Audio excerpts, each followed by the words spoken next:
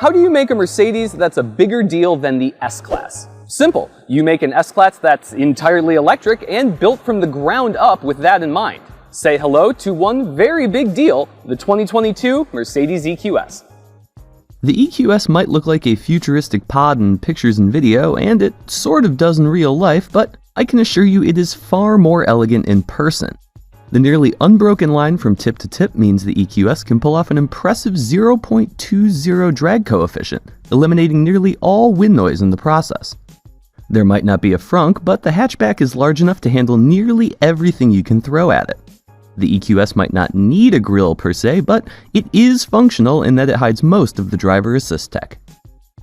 The EQS's exterior might be polarizing, but the interior is pure, proper luxury. Soft leather graces nearly every surface, coddling you in a way that competitors don't, but the single most impressive part is right there on the dashboard.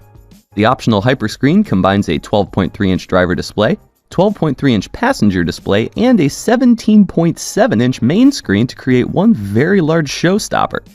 The main display can show a big old map with overlays and additional menus offering fast access to other parts of the MBUX infotainment system. It's fast, attractive, and loaded with what you expect from a modern telematics system. The US will get two EQS variants to start.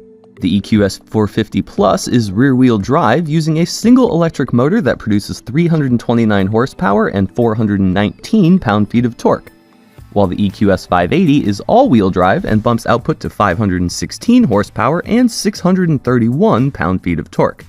Considering both are very well equipped, I think the 450 Plus is plenty of car, with strong acceleration, but not the kind that'll catch you off guard.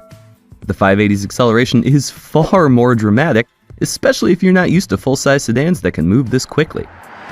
Both models have air suspension, which is more than capable of firming up to eliminate body roll in the curves, but to me, the EQS just wants to chill. The car is at its best when you're taking turns lazily and just cruising through the countryside, comfortable as heck while the suspension eliminates nearly every hint of movement from the road. Add in a near-complete lack of wind noise, and the EQS is 80% of the way to a sensory deprivation chamber. It is, by far, one of the best luxury car experiences you can get right now, hands down. The EPA has yet to weigh in on the EQS's range, but the European WLTP cycle estimates a bonkers range of about 485 miles for both variants. Now, the EPA is a little more conservative, so expect those numbers to drop a bit, but the 107.8 kilowatt-hour battery is a big boy no matter how you test it. After multiple hours of driving per day, most of which was on twisty back roads, the charge indicator on the dashboard never moved more than 25%. When it comes time to charge, the EQS's battery can accept up to 200 kilowatts of charging power, which will add about 186 miles of range in just 15 minutes. It'll take much longer when hooked up to a wall box or a slower public charger, but with a battery this big, you should be able to get through the day without thinking about range much, if at all.